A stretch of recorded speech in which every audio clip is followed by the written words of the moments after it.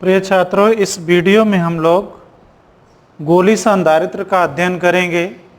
जैसा कि पिछले वीडियो में आपने समांतर प्लेट संधारित्र के बारे में अध्ययन किया था, इस वीडियो में हम लोग गोली संधारित्र का अध्ययन करेंगे।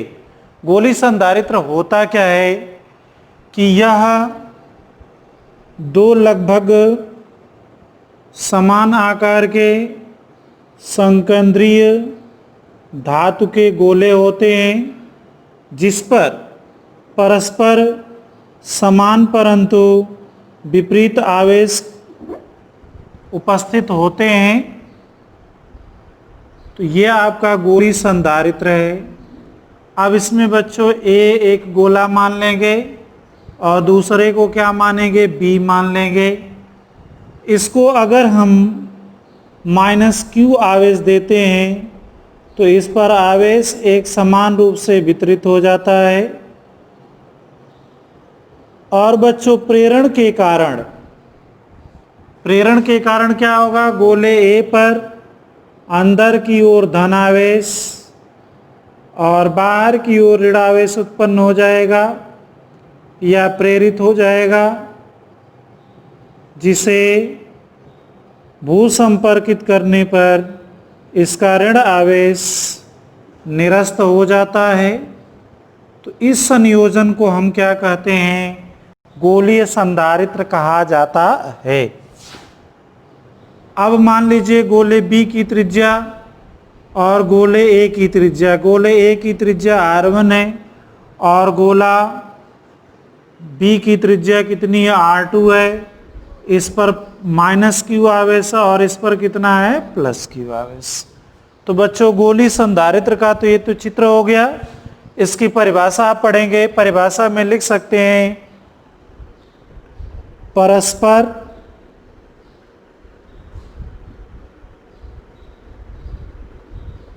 समान व विपरीत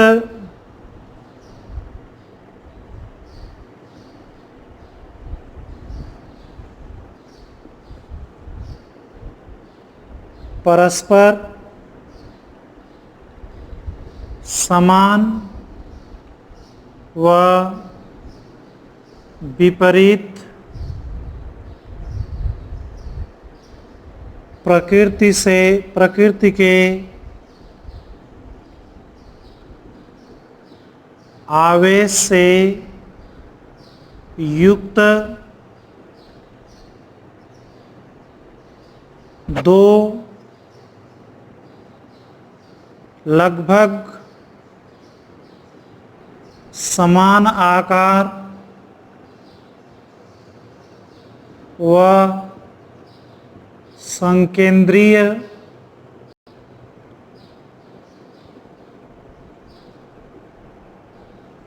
धातु के गोलों से बनी युक्ति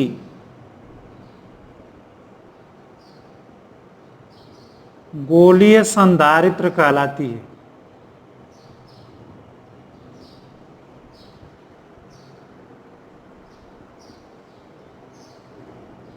हाँ बच्चों, एक बार इसको समझ लो। इसमें क्या कह रहा है, परस्पर समान परंतु विपरीत प्रकृति के आवेश से युक्त, अर्थात इस पर प्लस आवेश है, एक पर प्लस आवेश है तो दूसरे पर क्या होगा, माइनस। दो लगभग समान आकार का मतलब हो गया इसकी त्रिज्या में बहुत कम का डिफरेंस होगा। संकेंद्रीय धातु के गोले अर्थात दोनों गोलों का केंद्र क्या होगा, समान होगा। गोलों से बनी हुई युक्ति अर्थात बना हुआ ये सिस्टम क्या कहलाता है, गोलीय संधारित्र कहलाता है। अब इसकी हम लोग क्या पढ़ेंगे, धारिता पढ़ेंगे। कैसे इसकी धारिता कैलकुलेट की जाती है। अब इसकी धारिता पढ़ने के लिए इसके बारे में कुछ स्टेटमेंट लिख देंगे। माना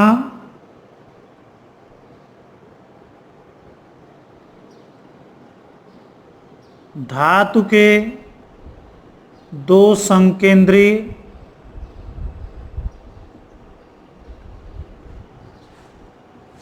गोले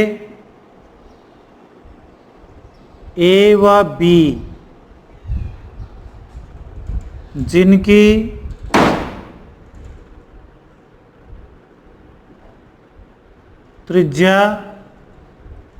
त्रिज्याएं क्रमशः R1 व R2। अब बच्चों इस चित्र में आप देखेंगे दो गोले हैं। बड़ा गोले का नाम क्या रख लिया? ए रख दिया। छोटे गोले का नाम क्या रख दिया? बी रख दिया। बड़े गोले की त्रिज्या कितनी दी हुई है? R1 दी हुई है। छोटे गोले की त्रिज्या कितनी दी हुई है? R2 दी हुई है। गोले B को -q आवेश से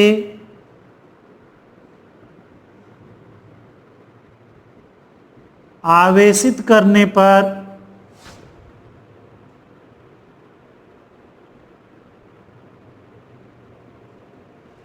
गोले A के अंदर पृष्ठ पर +q आवेश तथा बाहरी पृष्ठ पर -q आवेश प्रेरित होता है। अब इस बात को आप समझ लीजिए कि किसी युक्ति के द्वारा अंदर वाला जो गोला है छोटा, जिसका नाम हमने बी दिया है, जब बच्चों इसको हम कितना आवेश देते हैं? -q आवेश से आवेशित करते हैं तो गोले के बाहरी पृष्ठ पर -q कूलम का आवेश एक समान रूप से वितरित हो जाएगा।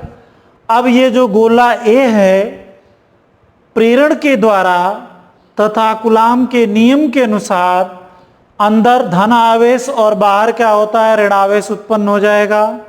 जब गोले ए को भू संपर्कित किया जाता है तो गोले ए के बाहरी पृष्ठ पर स्थित ऋण आवेश निरस्त हो जाता है। तो क्या लिख सकते हो? जब गोले ए को भू संपर्कित किया जाता है तो गोले ए का ऋण आवेश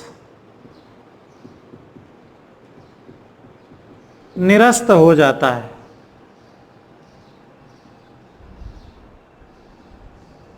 तो बच्चों जब इसे भू संपर्कित कर देंगे, ये क्या है आपका? भू संपर्कित,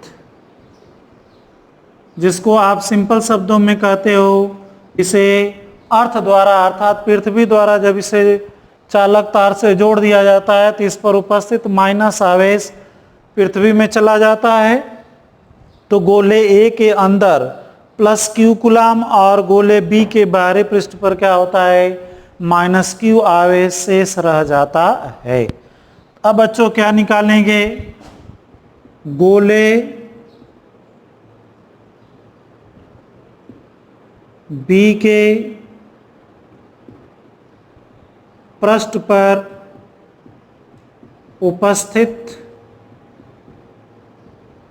आवेश -q के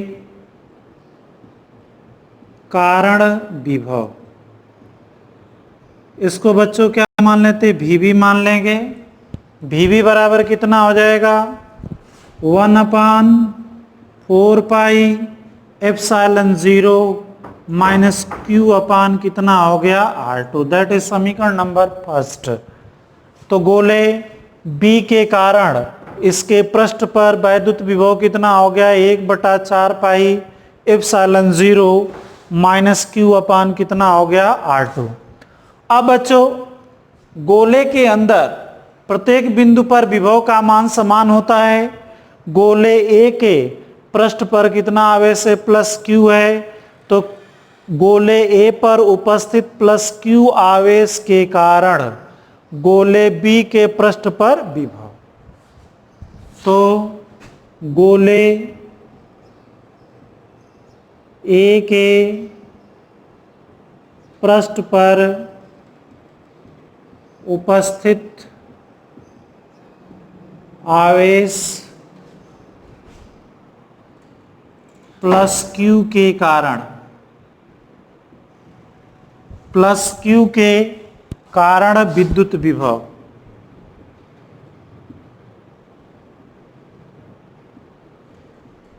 इसको VB डैश मान लेते हैं। इसका मान कितना हो जाएगा 1/4 पाई एप्सिलॉन 0 Q अपान कितना हो गया R1। ये हो गया समीकरण नंबर।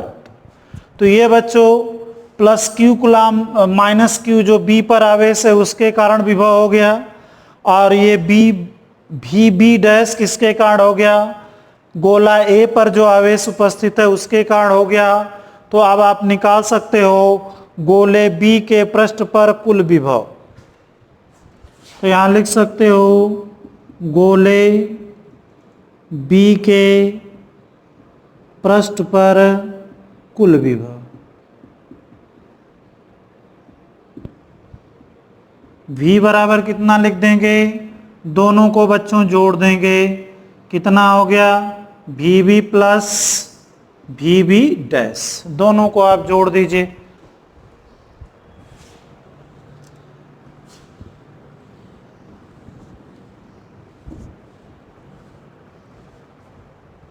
दोनों को जब आप जोड़ेंगे तो ये V बराबर कितना हो जाएगा, दोनों का मान रखेंगे तो इसका मान हो गया -1/4 पाई एप्सिलॉन 0 Q अपान R2 प्लस 1/4 पाई एप्सिलॉन 0, यहाँ पर होगा Q अपान कितना हो गया R1। तो बच्चों इसको आप लिख सकते हो Q अपान 4 पाई एप्सिलॉन 0 आप बाहर ले सकते हो, कितना आ जाएगा 1/R1 माइनस 1/R2, या इसको आप लिख सकते हो अपने सुविधा के लिए माइनस Q अपान 4 pi epsilon 0 1/R2 minus 1/R1। ये बच्चों समीकरण नंबर 3। ये आपका चित्र यहाँ पर है, इसी को हल करना है। ये B है, ये A है, इसको भू संपर्कित कर दिया गया है, इस पर प्लस Q आवेश है, इस पे माइनस Q है, इस पर प्लस Q आवेश है, इसकी त्रिज्या R2 है, इसकी त्रिज्या कितनी है R1 है। अब बच्चों जिस गोले को भू संपर्कित कर दिया गया है, तो जिसको भू संपर्कित कर दिया जाएगा तो गोले A के पृष्ठ पर कुल विभव का मान कितना होगा 0। तो यहां लिख सकते हैं गोले A को भू संपर्कित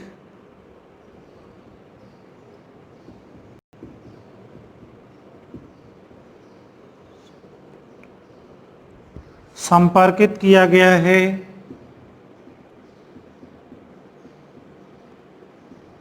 अतः A का विभव 0 होगा। अतः क्या करेंगे, A व B के मध्य विभवांतर निकाल लेंगे। इसको किससे मान लेंगे, VAB। तो A का विभव कितना है 0, और V का भी यहाँ मान रख देंगे। तो बच्चों VAB बराबर कितना हो जाएगा, तो यहाँ पर ये माइनस है और ये माइनस मिलकर कितना हो जाएगा प्लस, लिख देंगे 0 माइनस 1/4 पाई एप्सिलॉन 0, यहाँ हो जाएगा Q अपान 4 pi epsilon 0 1/R2 minus 1/R1। Minus और माइनस मिलकर क्या हो जाएगा प्लस हो जाएगा। तो इसलिए वैद्युत विभवांतर का मान कितना आ गया, तो बच्चों इसको आप लिख सकते हो विभवांतर का मान V ए बी बराबर क्यू अपान 4 पाई इप्सिलॉन 0, हल करेंगे R2 माइनस R1 अपान R1 R2। ये बच्चों आपका समीकरण नंबर कितना हो गया? 4। अब गोले की धारिता निकालनी है, तो यहाँ निकालना है आपको गोलीय संधारित्र की धारिता। कब निकालना है? यदि दोनों गोलों के मध्य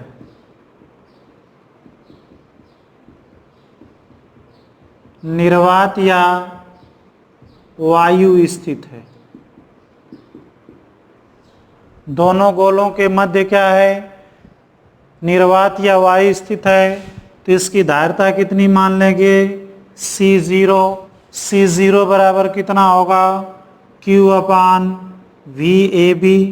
तो बच्चों ये मान यहाँ पर रखोगे तो ये आ गया Q अपान 4 pi epsilon 0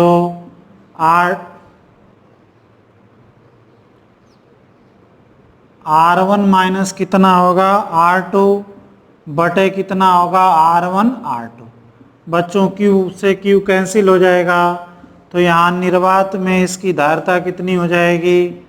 4 pi epsilon 0 R1 minus R2 अपान तो ये आपका होगा R1 R2 upon R1 minus R2।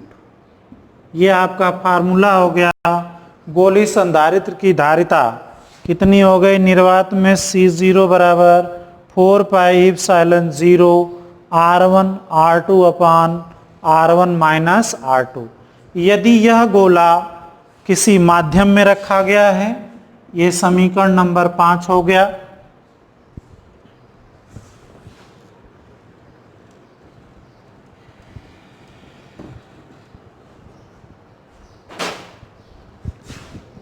यदि दोनों गोलों के मध्य एप्सिलॉन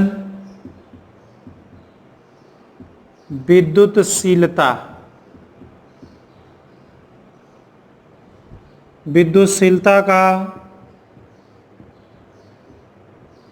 माध्यम उपस्थित है, तो धारिता। तो इसको भी बच्चों हम किससे मान लेंगे? CM। M का मतलब हो गया मीडिया। तो इसके अंदर अगर कोई माध्यम रखा है तब उसकी धारिता CM बराबर कितनी हो जाएगी? 4 पाई इप्सिलॉन ब्रैकेट में हो जाएगा R1 R2 upon R1 minus R2। या बच्चों इसको लिख सकते हो 4 pi epsilon 0 epsilon R1 R2 upon R1 minus R2। ये हो गया समीकरण नंबर 6। अगर बच्चों समीकरण 5 और 6 की तुलना करें, समीकरण 5 और 6 से इन दोनों की तुलना करें तो CM बराबर कितना हो जाएगा आपका? इसमें समीकरण 6 में समीकरण 5 से अगर भाग देते हैं तो यहाँ लिख सकते हैं CM अपान C0 बराबर, तो CM का मान हो गया 4 pi epsilon 0 epsilon R1 R2 upon R1 minus R2 अपान 4 pi epsilon 0 R1 R2 upon R1 minus R2। तो ये सारा का सारा कैंसिल हो जाएगा, आपका बचता कितना है? बराबर इप्सिलॉन R। इसका मतलब हो गया CM बराबर इप्सिलॉन R इंटू C0। इससे स्पष्ट होता है कि यदि संधारित्र के प्लेटों के मध्य परावैद्युतांक अगर रख देते हैं तो उसकी धारिता निर्वात की धारिता का परावैद्युतांक गुणांक के गुना हो जाती है। अर्थात इप्सिलॉन R का मान 2 रख दें तो तो निर्वात की तुलना में माध्यम की धारिता दोगुनी हो जाएगी। जैसे रखेंगे इसका मतलब परावैद्युत पदार्थ रखने पर संधारित्र की धारिता क्या होती है, बढ़ जाती है। इस प्रकार से आपने देखा कि निर्वात में गोली संधारित्र की धारिता का मान किस पर निर्भर करता है बच्चों, ये उनकी त्रिज्याओं पर निर्भर करता है। और समीकरण 6 से स्पष्ट होता है कि गोले के मध्य जो परावैद्युत पदार्थ होता है उस पर भी निर्भर करता है। अब इसका हर देख लीजिए, यदि दोनों गोलों की त्रिज्याओं का अंतर बहुत कम है तो धारिता अधिक होगी, अगर अंतर अधिक है तो उसकी धारिता क्या होती है, घट जाती है। अर्थात संधारित्र की धारिता बढ़ाने के लिए गोली संधारित्र के दोनों गोलों की त्रिज्याओं का अंतर बहुत कम होना चाहिए और उन गोलों के मध्य जो रिक्त स्थान है उसमें वायु या निर्वात की तुलना में कोई परावैद्युत पदार्थ रख दें तो संधारित्र की धारिता बढ़ जाती है।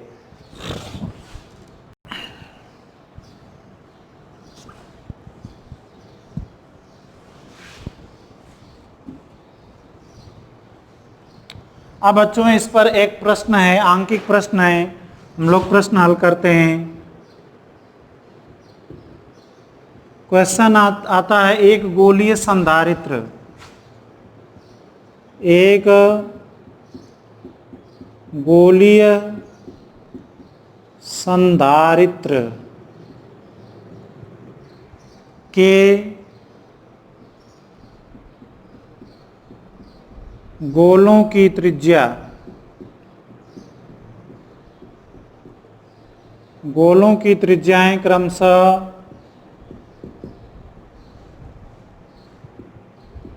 2 मीटर व 1 मीटर है।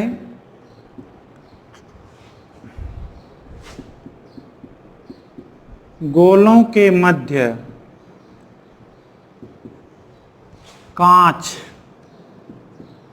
कौन सा परावैद्युत पदार्थ रखा जाता है, कांच रखा जाता है, जिसका परावैद्युतांक इप्सिलॉन आर बराबर कितना दिया हुआ 8 है। गोलों के मध्य कांच भरा है तो संधारित्र की धारिता ज्ञात कीजिए।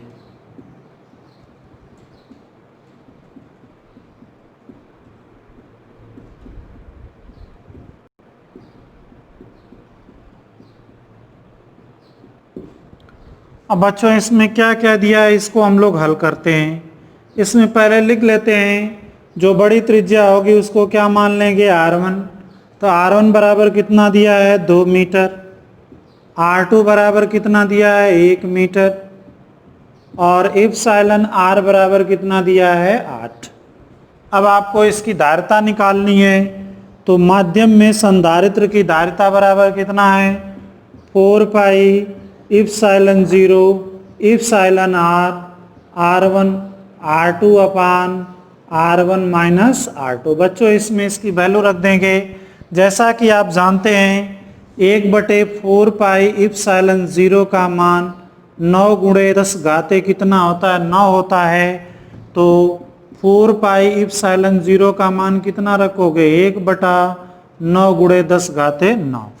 तो बच्चों इसके स्थान पर क्या रखोगे, इसके स्थान पर 1/9 गुणे 10 घाते 9 रख दिया। इप्सिलॉन R का मान कितना दिया आपके प्रश्न में, 8 दिया है, तो इसको 8 रखेंगे।